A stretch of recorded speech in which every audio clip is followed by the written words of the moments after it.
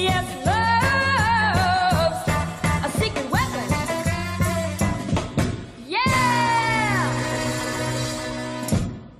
Hi, I'm Donna Loren. And I'm Dr. Adam Gerace. And you are listening to Love's a Secret Weapon podcast. Now, once again, here's Dick.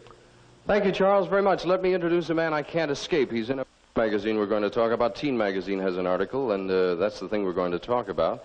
We traveled a good deal this summer with a caravan of stars. We're cellmates here on ABC, he, of course, being on the Donna Reed Show. This is Mr. Paul Petersen. Paul, welcome. Nice to have you here. Hello. Take yourself at home. We'll wander over here. I want to talk about a special project that you're particularly involved in before we get on with the goodies. How'd you enjoy your summer? Oh, I loved it, especially the tour. That was really a gas. We were delighted to have you with us. You still driving that wild automobile? With the Cobra? Yeah. Yep, still have the Cobra. Safely, I trust? Yes, still safely. All right, fair enough. Enough of you for the moment here. Donna Reed Show is now in its 70 millionth year on ABC, and we're delighted about it. But I want to talk to you about a very magnificent thing that the teen people wrote up. What is WAIF, W-A-I-F?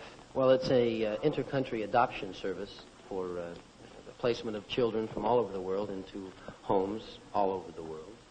And it's really a great thing. Maybe we could get a shot at this. I'd have to run it right up over your face. Stay there. There you are. That's the article we're talking about. Look. Oh.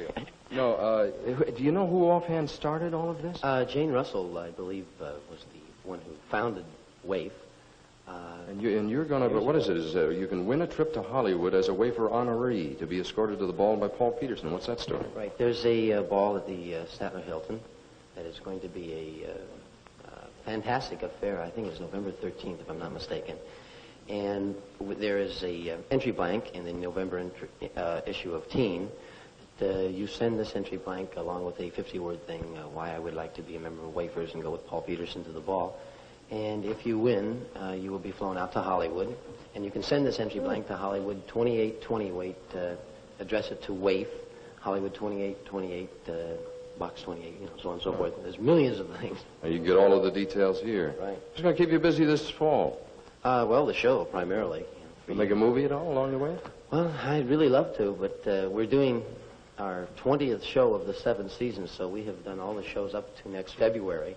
So we'll finish with the 7th season by March, and we'll start the 8th season in April. You lose me along the way. Paul, you're a busy guy. Thanks ever so much for coming and telling us about WAIF, and we'll see you at the ball. All right. Thank you, Dick. Nice to have you with us. Paul Petersen, ladies and gentlemen. Thank you, Paul. Well, Love's a Secret Weapon fans, we have a treat for you. It gives me great pleasure to welcome to the podcast a person you might remember as Jeff Stone from the Donna Reed Show, or perhaps from his hit recordings like She Can't Find Her Keys and My Dad. Perhaps Houseboat is where you recognise him as the son of Cary Grant. Or perhaps during the 70s you read his The Smuggler series of novels. And of course, our Love's a Secret Weapon audience know him as Donna's good friend and confidant during the 60s and beyond. Well, for over 30 years, the organisation that our guest, Paul Petersen, founded, A Minor Consideration, has supported and advocated for legislative change for former and current child performers in the entertainment industry. Having been there, Paul and those who have supported A Minor Consideration know what it can be like and what needs to change.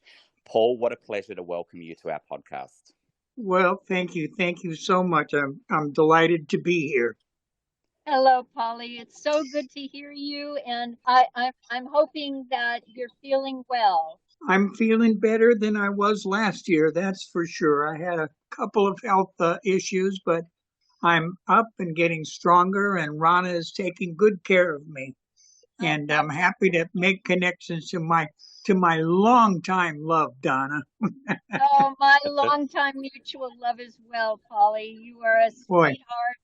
And I thought maybe it would be fun for me as well and Dr. Adam to start out by you reminiscing about your time with Donna Reed. Oh, well, sure. As you know, that wasn't my first job in Hollywood. I had already done the movie Houseboat with Cary Grant and Sophia Loren, and I'd already done Playhouse 90s, and of course I started as a Mouseketeer. Yes. But the job on the Donna Reed Show unbeknownst to me when I landed the job, was going to last 8 years, all my years between 12 and 20. And it absolutely colored all the rest of my life right to this very moment. It made working a part of my early years, which I loved because it was fun on the set. Donna Reed and Carl Betts, the two adult co-stars, were wonderful to me. I had Shelley Fabre as a sister that I drove crazy all the time. Stand with head high, chin in, shoulders straight, stomach in, hips out. Not so fast. Walk in a straight line with one foot directly in front of the faster than that. Toes pointed outward. This gives you the graceful walk that is essential to the successful model and the charming woman. If that's graceful, I'm a ballet dancer.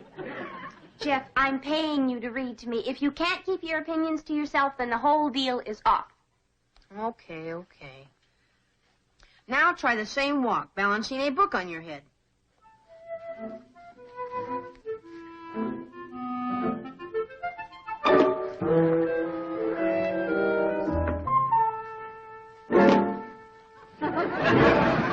Jeff, I know you're trying to make me lose my confidence, but I'm just not going to let you do it. Let's go on to the next thing. Okay.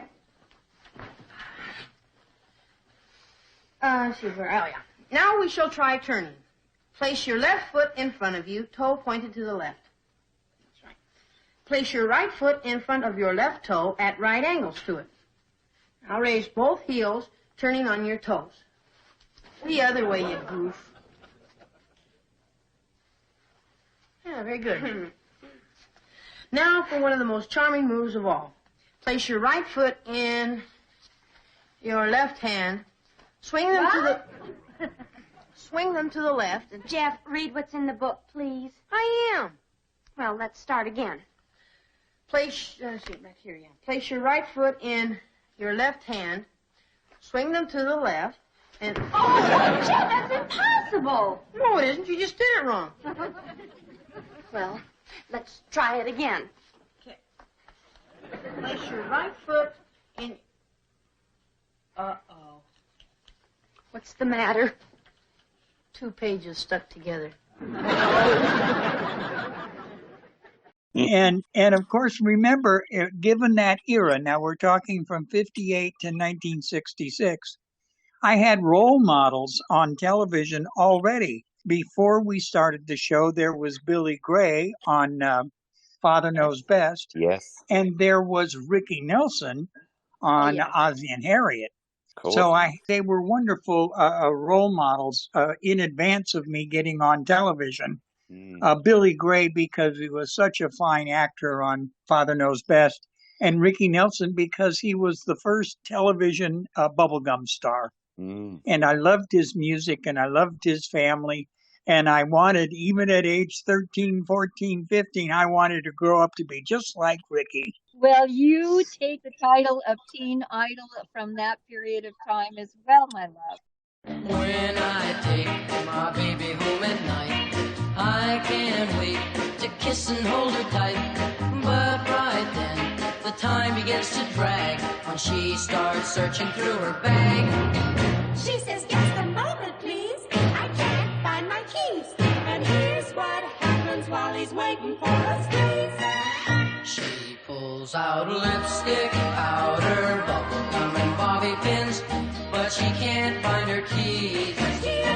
Curlers, tweezers, cold cream, and candy bars, but she can't find her keys. Nail files, school books, and autograph book, baby, and she can't find with these. But I'm standing here waiting for a good night kiss, 'cause she can't find her keys.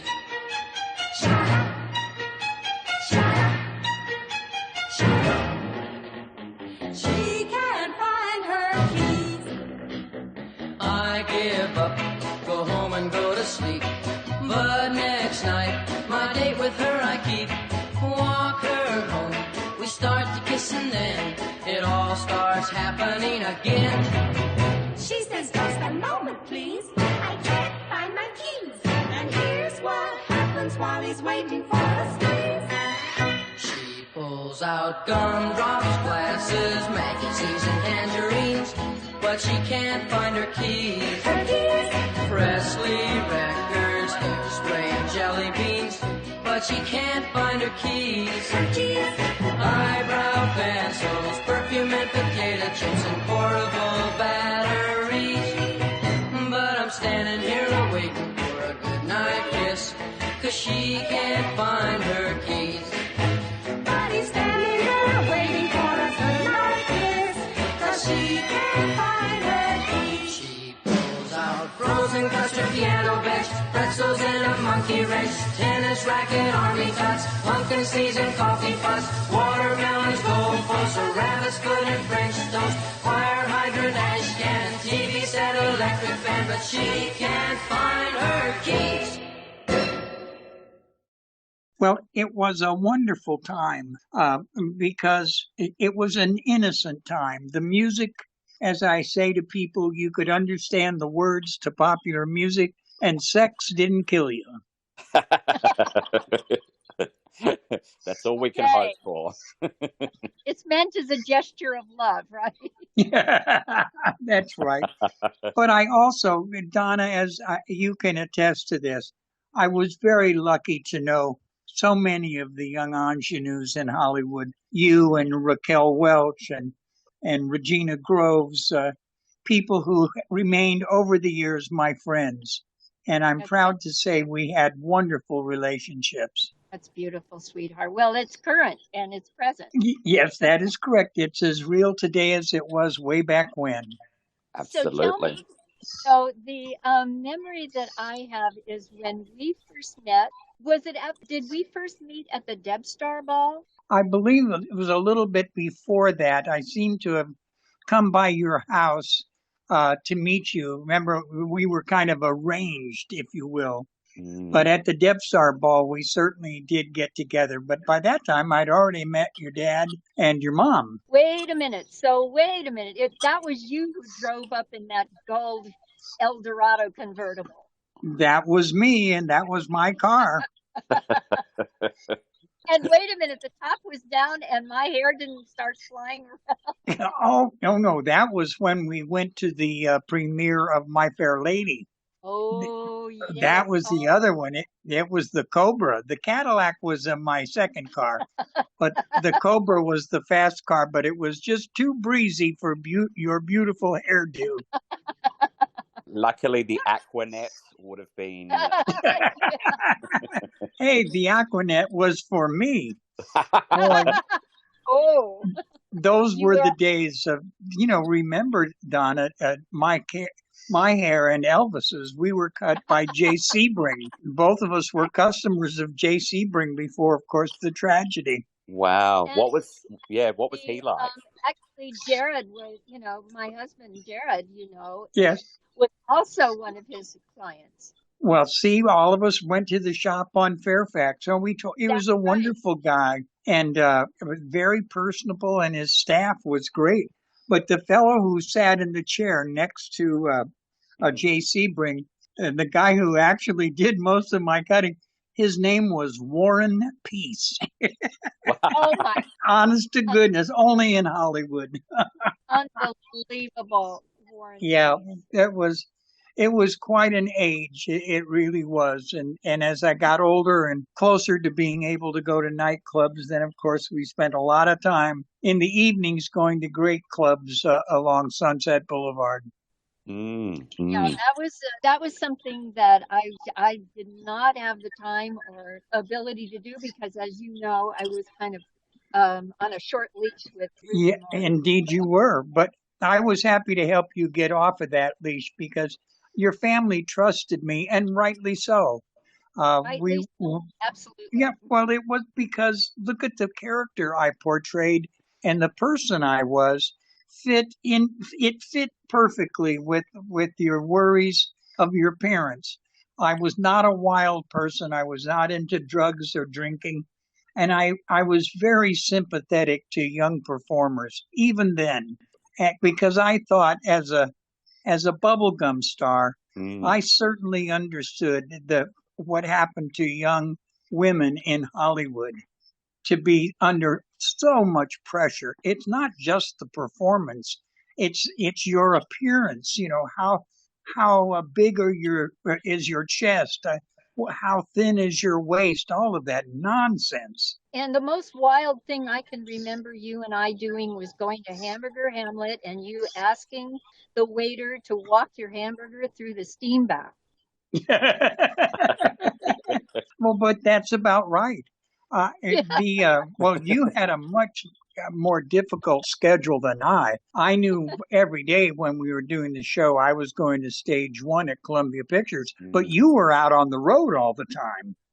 Yes, I actually, it was an education that I could have never received, just going to high school, because it was right in the civil rights movement, and I spent a lot of time in the South. Well, that we suffered through that. You know, I tried to explain to my boys as they grew older into their early teens that everything from age 12 forward was a mystery to me because I was already working. So I had to sort of have a second childhood watching them. Yeah, exactly. I totally relate. You know, I mean, it's the responsibility that even though it may appear that you might have an adult as a supervisor standing by, the moment you're in front of a camera and you have a director telling you what to do and a crew that's being paid and you're on the clock, your childhood disappears. Well, it's true. You know, our good friend who just died last year, Tony Dow, he told a wonderful story when he got the job on Leave It to Beaver. He said, "Poof, there went my life." Because from that moment forward, assuming a successful show and generating fame, you're different than everybody else. You're other. You're in the fishbowl instead of looking in the fishbowl. And it really alters your life. Yeah, it does. Although somehow, you know, if you can go through that phase of some awareness, you can actually re-inherit your sequential, development to understand responsibility and, take responsibility for yourself and care for yourself. I think that's something that many don't evolve into, but I personally have experienced that, and thank God.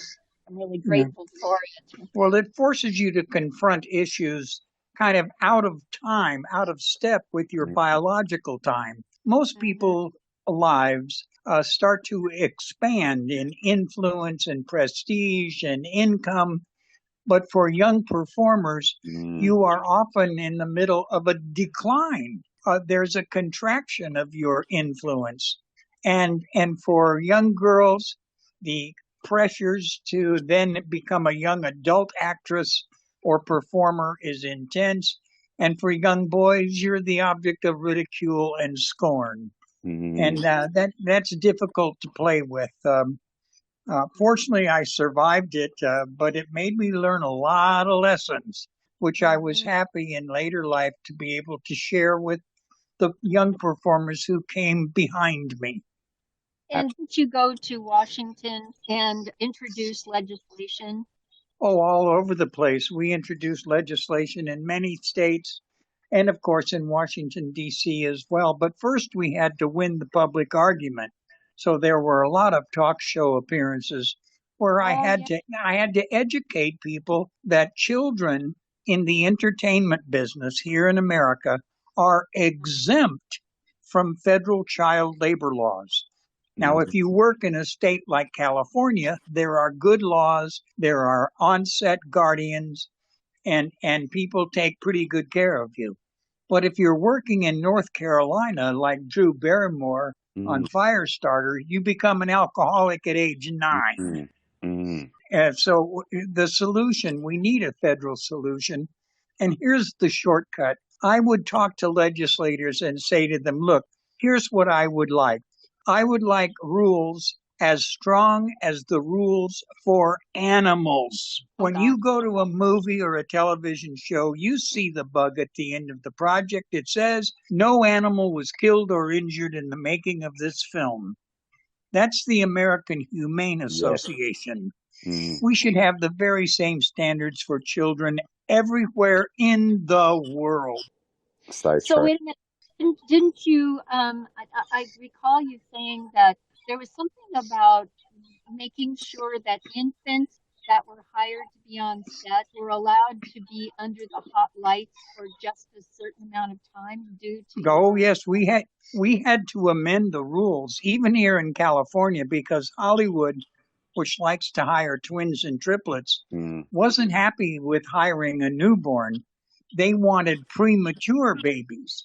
So little ones, 2.5 pounds, 3-pound babies were being employed on sound stages with actors and actresses they didn't know to do what? A television show? A scene in a movie?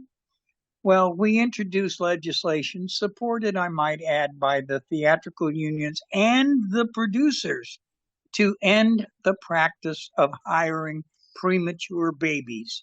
At least in California, to be employed, a newborn has to be full term, full birth weight, plus 15 days, instead of the old practice, which was to contact the mothers of twins and triplets and quadruplets at LA County and offer them jobs in television. Wait a minute. Let me try to explain it to you. Here, hold on. See this picture? Mm-hmm. Well, try to think of this picture as being me. My body, eh? Mm-hmm. Now, the picture of its own has no use at all, except as a container for something. And in this case, a container for the water, which you can think of as being my life force. Now, try to lose that. Okay. Yeah. Got it? That's easy. Okay. There. Well? Mm-hmm. Well, the only thing is, it isn't lost. You see, it's part of the whole river. It's still in the universe. You haven't lost it. Come on, get rid of it. Well, what about this? Look out. What about it? Oh, I get the idea. It'll evaporate, become a cloud, and come down someplace else as rain. That's pretty clever of you. I guess when you come right down to it, you can't lose anything. That's right. Probably not even life itself. It's just that everything is constantly changing. So perhaps when our life force, our souls, leave our bodies, we go back into God's universe in the security of being part of all life again and of all nature. So for all we know, that sort of life after death may be very beautiful. If you say so. Hey, Pop. What? Don't do anything beautiful for a while, will you? I'll try not to. Well, I'm going to do a pivot. And you were in a movie with Cary Grant. And could you please share what kind of an experience you had with this extraordinary being? Well, it was one of the great experiences in my movie career. The movie Houseboat took place in Washington, D.C. And in the summer of 1957, we were flown to Washington, D.C., and we were there for 7 months to make that picture with Cary Grant, a certified Class A star, and a newcomer from Italy named Sophia Loren. Oh, what a wonderful experience for a 12-year-old boy. It was. I got to work with two kid actors, Mimi Gibson and Charlie Herbert.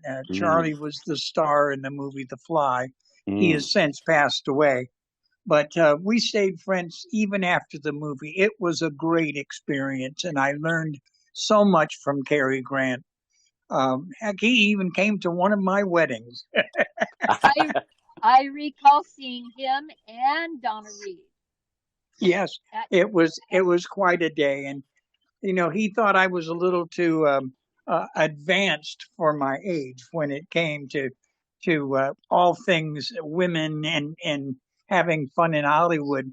And I thought to myself, well, you should talk. I mean, it was a great time.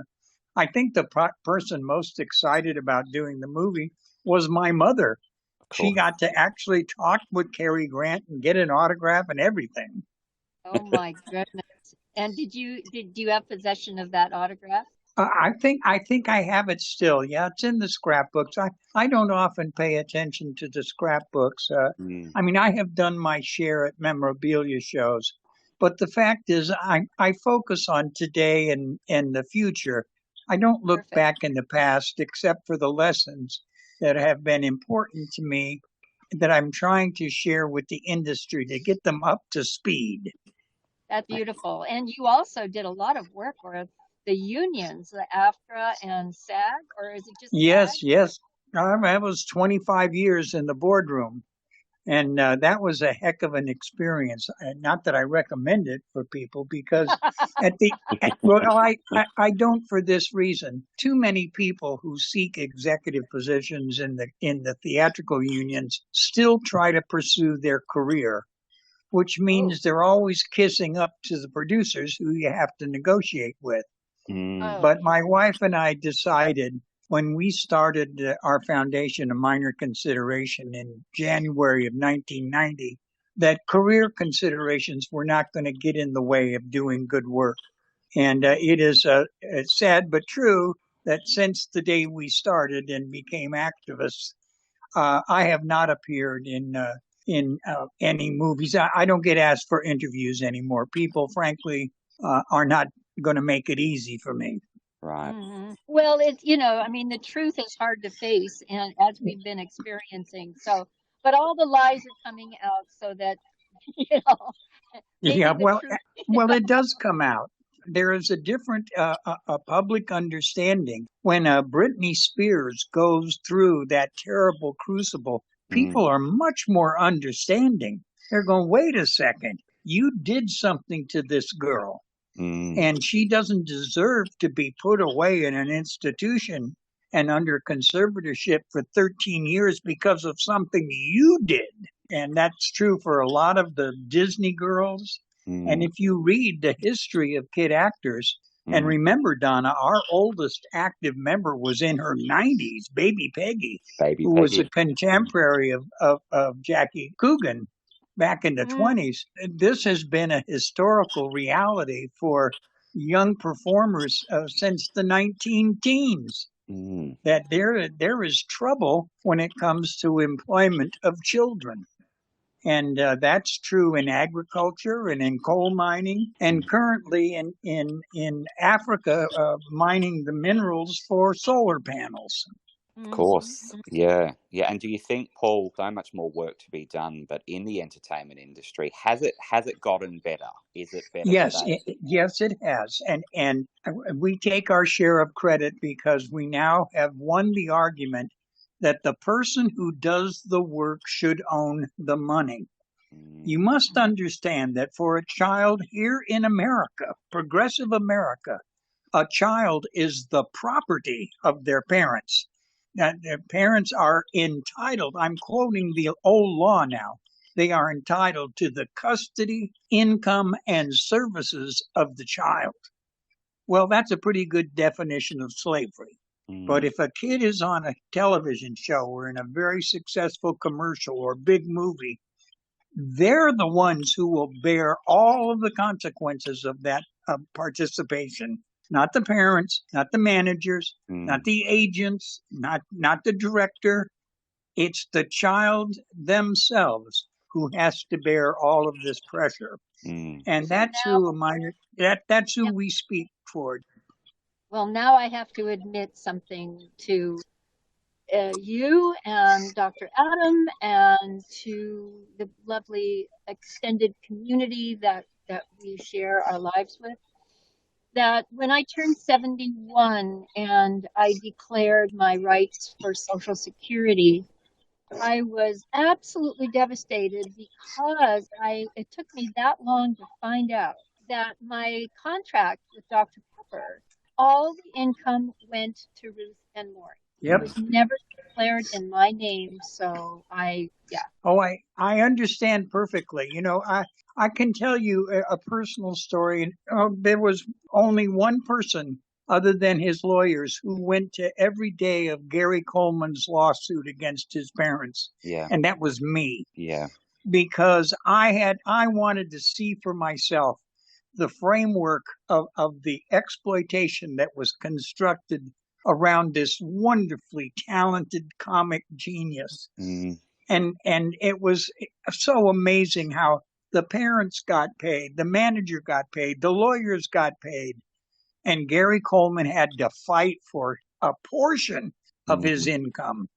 And when they collapsed his business, it was called Zephyr Productions. There was a payout to Social Security.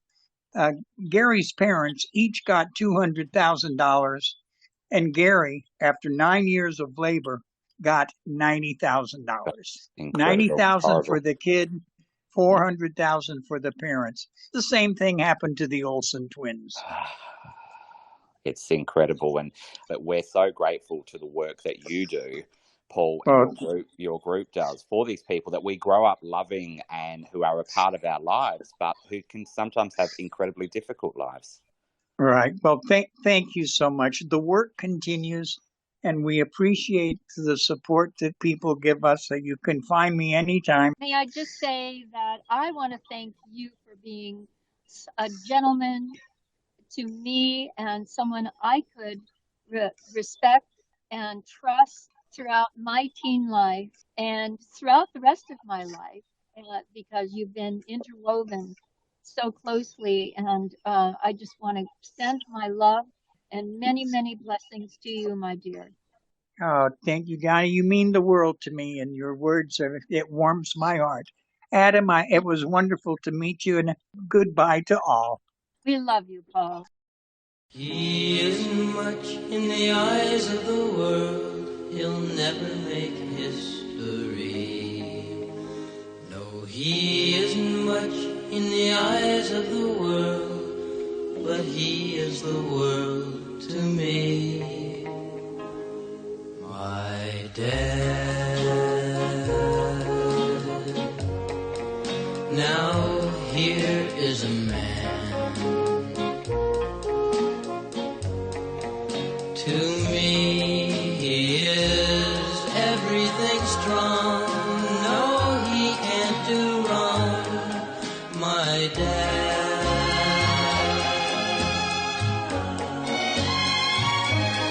My dad. Now he understands. When I bring him troubles to share, oh, he's always there, my dad.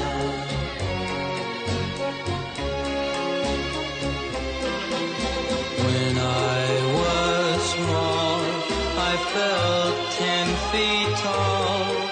When I walked by his side, and everyone would say that's his son, and my heart would burst with pride.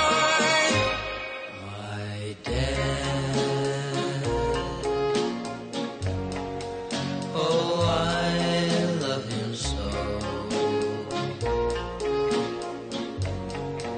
and I only hope that someday my own son will say, my dad.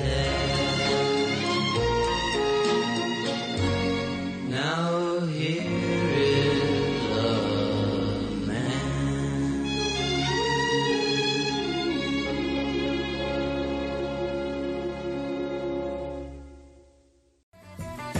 Yes,